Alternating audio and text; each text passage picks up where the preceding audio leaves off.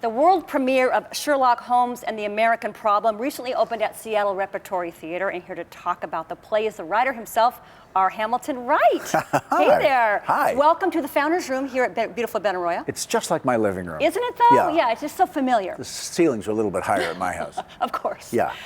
So, I tend to think of you as an actor first, but you are quite prolific. You've written 2 plays by yourself, 7 co-written with other people, many of them produced. Yes. So is it 50-50, playwright, actor? No, I'm an actor. I just sort of refer to myself as an actor who occasionally writes and sometimes directs. Well, occasionally, that's like 9 or 10, that's a lot. Yeah, but that's over like 30 years, so.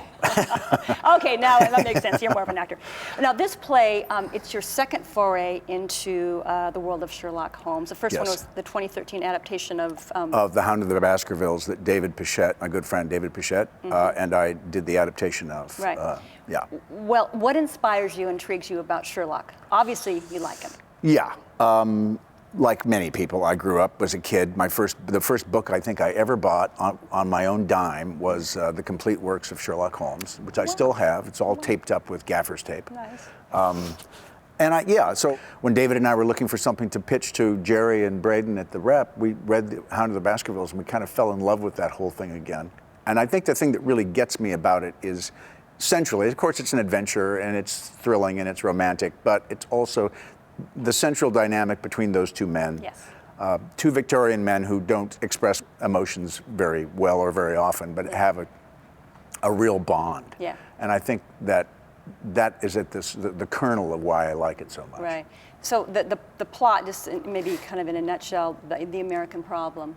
Well, What it's is that? yeah. Because there's a lot of American problems. Right, exactly. It's Sherlock Holmes's American Problem, really, is what it is. It's 1887, the summer of '87, which is the celebration for Queen Victoria's 50th year on her throne, her Golden Jubilee. And because of that, in fact, there were many, many more tens of thousands of people than usually would visit London in the summer. Many of them Americans and Canadians, people from around the empire, are coming to celebrate.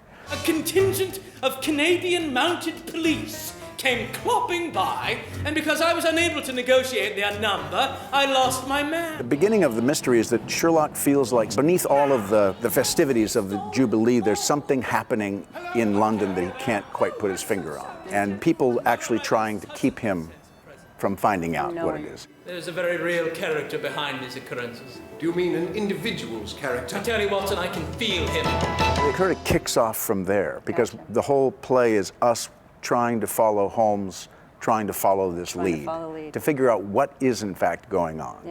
Yeah.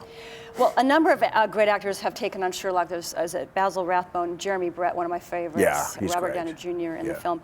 And you've cast Dara Kennan and Annie McGinn, right, Yeah. as Holmes and Watson. They were also in the Baskervilles. Yes, just they the were. same characters. Yes. Why them, and what do they have that the characteristics or the traits that are necessary for these roles? Ultimately, in auditions for Hound, Dara had the kind of mercurial energy that I think just spoke to us about Sherlock. Colonel William F. Cody. This ability to be acutely focused and then turn on a dime and also show us when he is searching for something in his face.